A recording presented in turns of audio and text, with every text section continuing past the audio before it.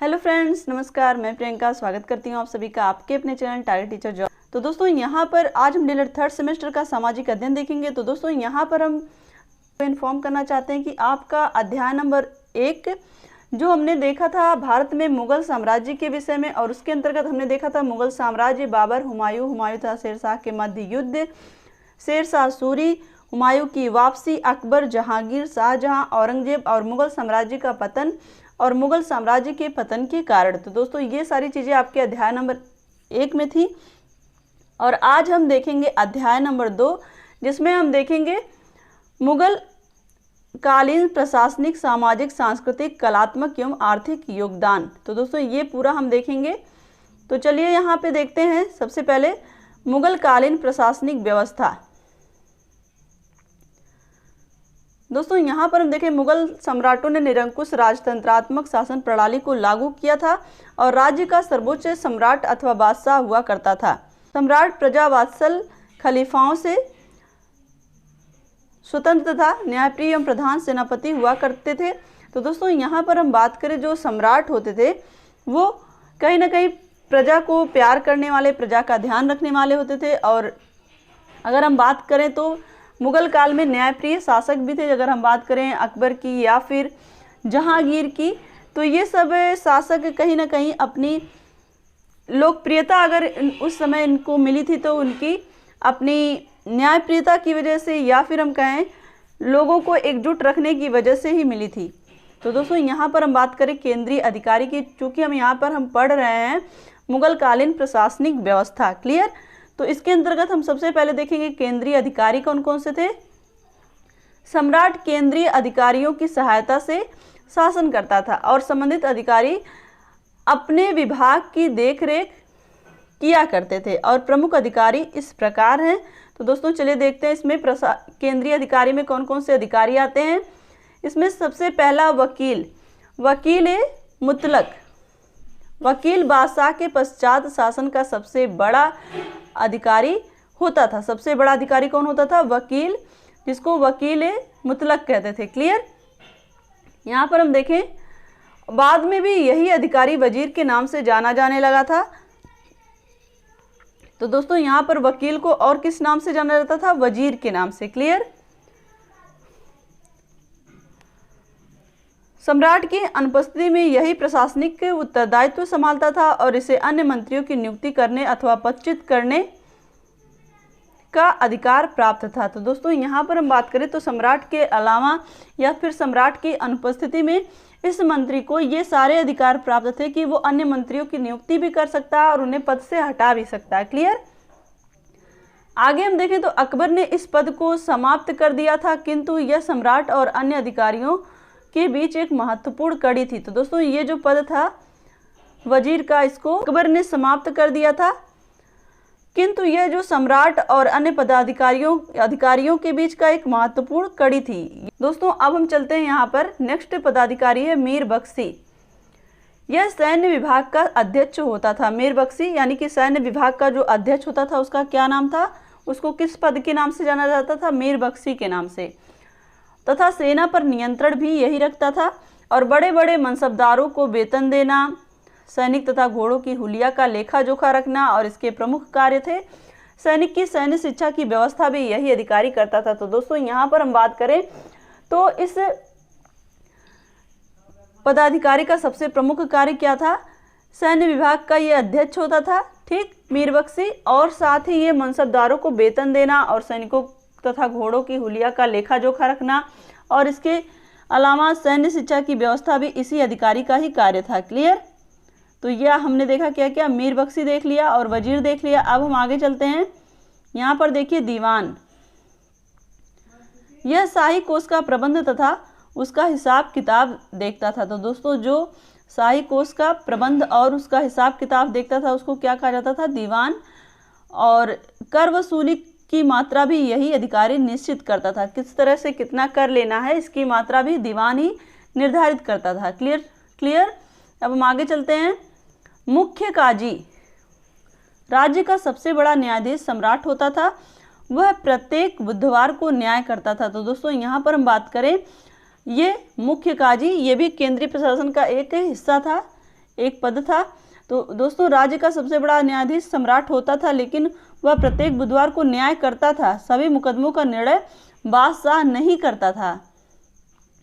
उसकी सहायता के लिए मुख्य न्यायाधीश होता था, जिसे मुख्य काजी के नाम से जाना जाता था, और यह इस्लामिक कानून के आधार पर न्याय करता था, और मुफ्ती नाम का पदाधिकारी इसके सहायक होते थे। तो दोस्तों यहाँ पर हम देखें, मुख्य जो न्यायाधीश होता था वो मुख्य काजी के नाम से जिसे जाना जाता था, वो इस्लामिक कानून के आधार पर न्याय करता था, और इसकी सहायता के लिए कौन होता था? मुफ्ती नामक पदाधिकारी होता था। क्लियर? आगे हम चलें। यहाँ पे देखिए, आपको सबसे पहले इसमें जितने भी पदाधिकारी हैं उनके नाम पता होना चाहिए। अगर आप उनके नाम जान लेंगे तो फिर उसके बाद उनके कार्य भी आपको समझ में आ जाएंगे। यहाँ पे देखिए, मुहस्सिब क्या करते थे? प्रजा मुस्लिम कानूनों का आचरण कर रही है कि नहीं कर रही है, इसका पता ये अधिकारी लगाता था। कहने का तात्पर्य यह है कि जो प्रजा है, जो इस्लाम धर्म को मान रही है, वो उस कानून, उसके भी जो अपने नियम कायदे और कानून है उसका आचरण कर रही है, उसको अपने जीवन दिनचर्या में ला रही है कि नहीं ला रही है, उसका ध्यान रखता था ये अधिकारी। और दोस्तों हम बात करें यहाँ पर, तो मादक द्रव्य, जुआ, स्त्री पुरुष के अनैतिक संबंधों को रोकना इसके प्रमुख कुछ कर्तव्य थे। तो दोस्तों इसके यहाँ पर हम देखें कौन कौन से कर्तव्य थे। तो यहाँ पर मादक द्रव्य यानी कि जो भी शराब या किसी भी तरह की जो नशे की आदत है उससे लोगों को दूर रखना, और साथ ही अनैतिक कार्यों से दूर रखना इस अधिकारी का मुख्य कार्य था। क्लियर? अब हम देखें यहाँ पर खाने सामा। अकबर के शासन के पश्चात इस पद का सृजन हुआ। यह सम्राट के परिवार तथा उसकी व्यक्तिगत दैनिक आवश्यकताओं की पूर्ति करता था, तथा इसके साथ ही वह शाही कारखाने का भी देखभाल करता था। तो दोस्तों यहाँ पर देखें, ये क्या नाम है? खाने सामा। ये जो पद था ये केवल जो शासक होते थे और जो शासक से संबंधित उनका जो अपना परिवार होता था उनके व्यक्तिगत आवश्यकताओं की पूर्ति करता था, और उन्हीं के आवश्यकताओं की पूर्ति के लिए जो शाही कारखाने होते थे उसकी ये देखभाल भी करता था। क्लियर? अब यहाँ पर हम देखें मीर आतिश। यह पद अत्यंत ही महत्व का था। शाही तोपखाना इसी के अधीन रहता था। तो मीर आतिश, आतिश से याद रखिएगा आतिशबाजी। क्लियर? आतिश से याद रखिएगा। मीर आतिश जो होता था वो क्या करता था? वो मीर आतिश संबंधित होता था शाही तोपखाने से, और इसी के अधीन रहता था तोपें, बंदूकें, जो कि निर्माण के लिए होती थी। एक तरह से जो जहाँ पे तोपों और बंदूकों का निर्माण होता था वहाँ भी इसी का ही अधिकार होता था। एक तरह से ये वहाँ का अधिकारी होता था। क्लियर? अब यहाँ पे देखिए दरोगा, ये डाक चौकी, यह गुप्तचर विभाग का प्रधान होता था। ये जो दरोगा और डाक चौकी, दरोगा यहाँ पे यानी कि एक तरह से कानून व्यवस्था को सुचारू रूप से देखना, लेकिन वो गुप्त रूप से देखने का कार्य ये करता था, और यह राज्य की प्रत्येक सूचनाओं को सम्राट के पास पहुंचाता था। कहने का तात्पर्य है कि यहाँ पर गुप्त तरीके से जो भी राज्य में कार्य हो रहे हैं, जो भी प्रजा से संबंधित मामले हैं, वो सारी चीज़ों को गुप्त तरीके से ये शासक के पास पहुंचाता था। क्लियर? दोस्तों अब हम देखें यहाँ पर अभी हमने देखा प्रशासनिक व्यवस्था क्या थी मुगल काल की। अब हम देखेंगे मुगल काल का सामाजिक जीवन कैसा था। जो मुगल कालीन सामाजिक जीवन में क्या क्या व्यवस्थाएं थी, किस तरह से लोग रहते थे, उसके विषय में हमें देखना है। सामाजिक जीवन कैसा था, तो यहाँ पर देखिए मुगल कालीन समाज में उच्च, मध्य और निम्न वर्ग के लोग रहते थे। उच्च वर्ग में शासक एवं राज परिवार के लोग आते थे, मध्य वर्ग में सामंत और निम्न वर्ग में किसान, श्रमिक, ये सारे लोग आते थे। क्लियर? आगे हम देखें, इस काल में स्त्रियों की दशा संतोषजनक नहीं थी। तो दोस्तों सामाजिक जीवन की बात यहाँ पे हो रही है। तो कौन कौन से यहाँ पे 3 वर्ग में जो समाज था वो 3 वर्गों में विभाजित था, उच्च वर्ग, मध्यम वर्ग और निम्न वर्ग। उच्च वर्ग में राजा और उसका परिवार आता था, मध्यम वर्ग में सामंत आते थे और निम्न वर्ग में किसान और श्रमिक आते थे। और इस काल में जो स्त्रियों की दशा थी वो संतोषजनक नहीं थी। समाज में पर्दा प्रथा, सती प्रथा, बहुविवाह और जौहर प्रथा आदि का प्रचलन था। तो दोस्तों एक तरह से यहाँ पे देखें तो स्त्रियों की दशा संतोषजनक ना होने का यही सारा कारण था। यहाँ पे स्त्रियों के लिए पर्दा करना, सती प्रथा और बहुविवाह और जौहर प्रथा, ये सारे नियम स्त्रियों के ऊपर लगाए गए थे। यहाँ पर हम देखें इस काल में मुसलमानों को एक साथ 4 पत्नी रखने का अधिकार था। इस तरह से 4 पत्नी वो रख सकते थे, इस तरह की उनके पास छूट थी। किंतु सामान्यतः अगर हिंदू की बात करें, मुसलमानों के पास ये छूट थी, लेकिन हिंदू एक ही विवाह करते थे। क्लियर। यहाँ पर हम देखें इस काल में उच्च वर्ग एवं मध्यम वर्ग का जीवन सुखी एवं समृद्ध था, लेकिन निम्न वर्ग का जो जीवन था वो संघर्षमय था। एक तरह से यहाँ पर हम कहें जो लोग थे वो संघर्षमय जीवन व्यतीत करते थे। क्लियर। दोस्तों यहाँ पर हम देखें चौगान, शिकार, पशुओं के युद्ध आदि लोगों के मनोरंजन के मुख्य साधन थे। तो दोस्तों चौगान जो घोड़े पे बैठ करके जो बॉल मारते हैं स्टिक से, याद है, वही चौगान होता है। और दोस्तों यहाँ पर कमेंट करके हमें बताइएगा कि चौगान खेलते समय किसी शासक की मृत्यु भी हुई थी। और शिकार, पशुओं के युद्ध आदि लोगों के मनोरंजन के मुख्य साधन थे। इस काल की प्रमुख महिलाएं कौन कौन सी थी? मीराबाई, नूरजहां, आकाबाई और गुलबदन बेगम। क्लियर। तो ये प्रमुख महिलाएं थी, जिसमें नूरजहां सबसे मुख्य। और यहाँ पे देखें तो मीराबाई। अब यहाँ पे हम देखते हैं धार्मिक जीवन। अकबर ने धार्मिक उदारता की नीति अपनाई। दोस्तों हम लोग यहाँ पर सारे जो भी मुगल काल के जो भी आपके सिलेबस में है शासक, उन सब के बारे में डिटेल से पढ़ा है। तो मुझे लगता है कि आपको उनके अपने जो भी कार्य थे उसके विषय में तो आपको पता ही होगा। तो अगर हम बात करें अकबर की, तो अकबर ने धार्मिक उदारता की नीति अपनाई थी और हिंदुओं पर लगने वाला जो जजिया कर था उसे समाप्त कर दिया था। अकबर ने सभी धर्मों का समान रूप से आदर किया तथा सभी धर्मों में समान रूप से एकता स्थापित करने के लिए दीन ए इलाही नामक धर्म चलाया। तो दोस्तों ऐसा नहीं था, ये खुद भी इस चीज़ को बहुत ही अच्छे ढंग से समझता था।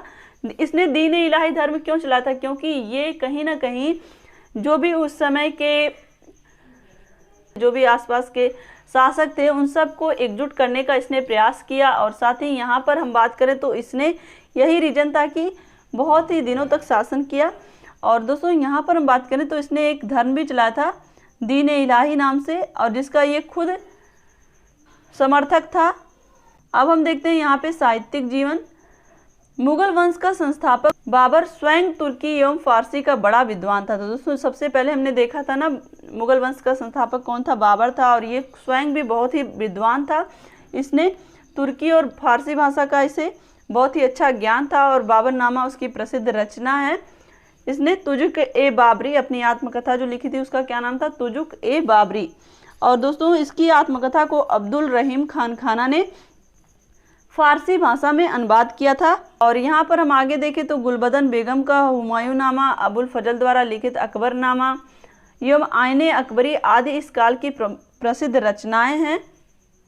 और अगर हम बात करें यहाँ पर देखें तो संत तुलसीदास ने रामचरितमानस तथा भूषण मतीराम जैसे हिंदी के महान कवियों ने श्रेष्ठ रचनाएं की। तो दोस्तों ये सारी उस काल की साहित्यिक उपलब्धियां रही हैं। अब हम आगे बात करें मुगल कालीन कला की। तो दोस्तों स्थापत्य कला के क्षेत्र में दिल्ली का लाल किला, जहांगीर महल, अकबरी महल और लाहौर का किला, जामा मस्जिद, इलाहाबाद का किला, फतेहपुर सीकरी का बुलंद दरवाज़ा, शेख सलीम चिश्ती का मकबरा। दोस्तों इसी सलीम के नाम पर ही अकबर ने अपने पुत्र का नाम सलीम रखा था, जो बाद में जहांगीर के नाम से प्रसिद्ध हुआ था। और दोस्तों यहाँ पर हम देखें जोधाबाई का महल। ये सारे उस समय के मुगल काल के कला के उत्कृष्ट नमूने हैं, उत्कृष्ट धरोहर हैं। आगे हम देखें आर्थिक जीवन कैसा था। दोस्तों यहाँ पर हम बात करें मुगल काल में भारत की अर्थव्यवस्था संतोषजनक थी। कृषि ही अर्थव्यवस्था का प्रमुख साधन था और दोस्तों मालगुजारी प्रथा उसमें चल रही थी। सूती तथा रेशमी वस्त्र उद्योगों ने पर्याप्त उन्नति कर ली थी। उस समय जो आर्थिक स्थिति की अगर हम बात करें तो उस समय सूती तथा रेशमी वस्त्र व्यापार उद्योग का प्रमुख केंद्र था। और दोस्तों यहाँ पर हम देखें तो जलीय और स्थलीय मार्ग व्यापार के लिए प्रयोग किए जाते थे। बर्मा, जावा, यूरोप, एशिया के अनेक देशों में व्यापार किया जाता था। और दोस्तों यहाँ पर हम देखें तो लोहा, तांबा, संगमरमर, लाल पत्थर, अन्य बहुत सी वस्तुएं विदेशों को भेजी जाती थी।